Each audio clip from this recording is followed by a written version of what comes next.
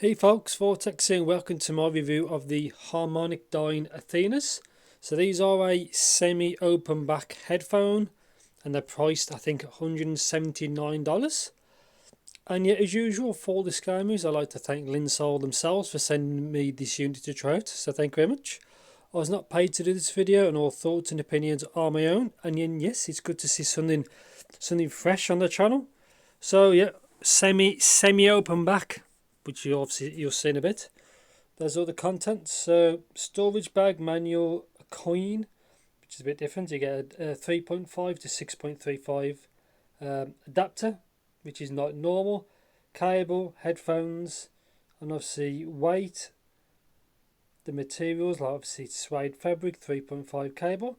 Sensitivity is 116, which is quite sensitive to be honest, and impedance is 34 ohms. You can see it's semi-closed, 50mm dynamic. And yeah, let's just get into it. So I've already unboxed it, just to save a bit of time. So the headphones is in there, you'll get to see them in a sec. You get the coin, which is, this actually is metal, which is cool. Obviously this was up there, the cable was like together basically, the adapter. So the accessories.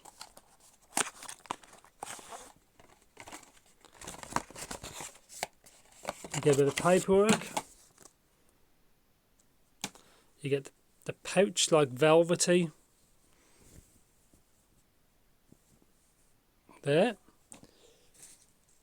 Cable. So 3.5, like brown, kind of a braided cable to a thick splitter. And terminate into dual 3.5s. But these are all 3.5, but that's obviously much bigger. Cable seems quite good, some strain reliefs there. And yeah, that's pretty much it. So not too bad at all. There's the branding. I like it. It's a little bit of a thick boy, but it's not too bad. You can see it's quite thick, but at least it's soft and flexible. So, and now the headphones. So I've been using these, so there's some bits and bobs like of lint and stuff like that on them, but obviously you can see 3.5, semi-open. That's glass and it fingerprints super easy. You can see how they fold.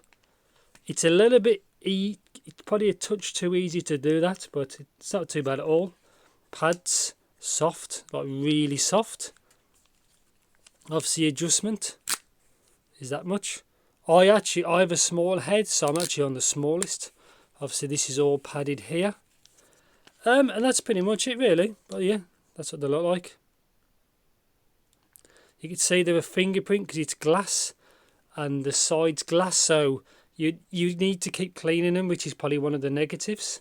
Yeah, so like microfiber cloth, something like that. Obviously I've been using these for about a week. And yeah, so I'll see you in the next clip, and obviously my thoughts and impressions. And yeah, these are around $179, so yeah, see you in the next clip. Yes, so welcome to my review section of the Harmonic Athenas. So let's get straight into the important stuff. Comfort. I actually found these very comfortable, but I wish the clamp would have been a bit better.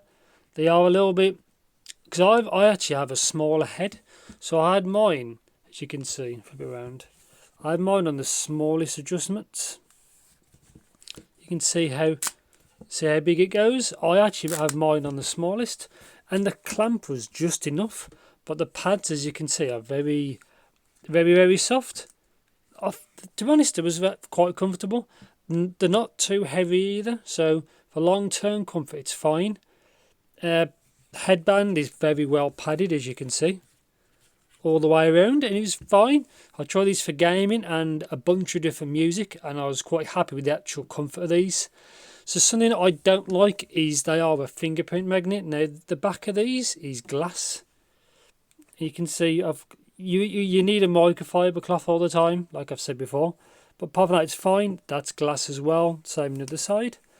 And that's it. So power and sensitivity of these is not that bad at all. I've used it with my topping E30 and L30 combo. And I did just strangely want to try my X2 or X2S, and they work fine. So yeah, you don't need anything really fancy as long as it's good enough. You probably should be fine. Maybe you could do with an Apple dongle, but you maybe have to really push it out the volume just to get it right. But if you're anything competent enough, you should be have any issues. Another negative, as you just saw, it's very easy to get like lint on them because it's fabric, but it's not too bad. It's not too bad at all. Now, stage and imaging. Now, I tried this with some gaming, just some casual light gaming, and the imaging actually sounds fine. I didn't really pick it for stage in gaming because I'm not a competitive gamer, but for casual use, if I can get my words out, it seems fine really. I don't use these for first person shooters or nothing like that, where people want really accurate footsteps and stuff like that. I didn't try it for that. But for casual usage, it seems fine. And yeah, soundstage as well seems, again, fine. They're not massive, but I think it helps that they are semi-open back so the air can get out. It sounds quite, in some parts it sounds quite big, and I was actually quite happy with it really. Now, sound, because that's why we're here. So now I tried this with a bunch of different tracks. So start off, I tried it with some dark side trance and just normal side trance from somebody called E-Mantra. You can always Google it. To be honest, it sounds great with this kind of mix because it's a bit warm and it has enough brightness and it sounds great for that kind of genre. But sometimes it sounds off. So I tried it with Adele's 30 album. To be honest, it sounds great with that, but I think it's a very well mastered album. I tried it with some random stuff like Ava Max. Like this couple of songs like Sweet But Psycho and So Am I. It sounds okay. It can sound a bit bright sometimes. It can be a bit sharp. I think it sounds like it's the treble further up. Yeah, Lewis Capaldi, Someone You Loved. It sounds great on it, but again, it was well mastered. It didn't really sound shouty or anything like that. Now I tried it with guy I like, The Weeknd, with 2 mini albums, which is I think Dear Melancholy and Echoes of Silence. Very well mastered, sounds great. Now I tried it with some random like Miley Cyrus stuff, and sometimes it sounds a bit sharp. Now overall, from what I tried, it can sound, on random tracks, it can sound a little bit warm. Sometimes it sounds bright.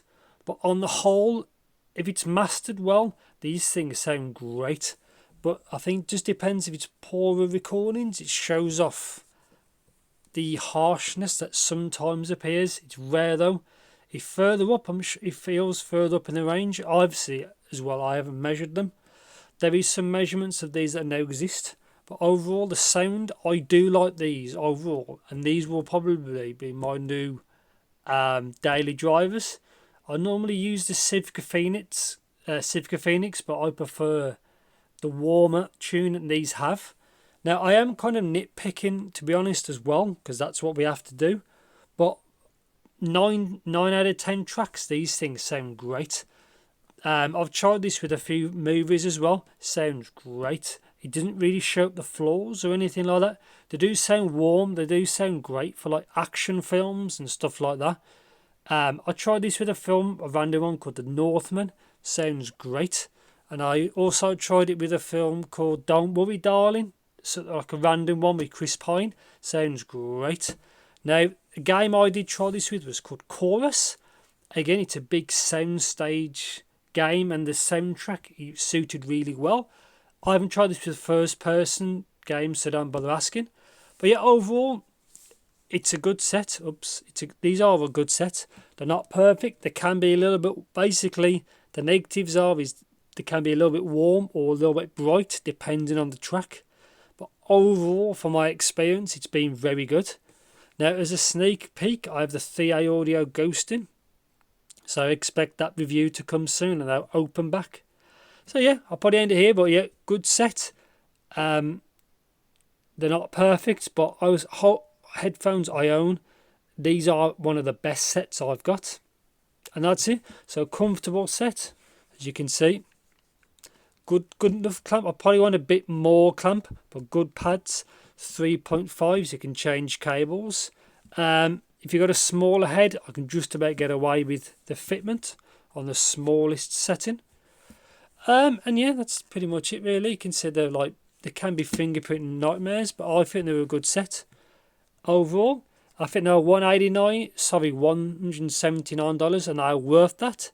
I don't think they're worth a ton more over that. You start getting into like Hyphen, Sundaras and Planars and stuff like that. But for a single DD set, obviously because they're not what they are, I like it. I think they're a good set.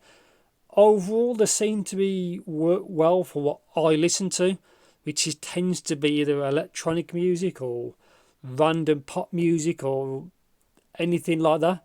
Like rock, hip hop is rarer in my days, but for what I listen to, they sound pretty good.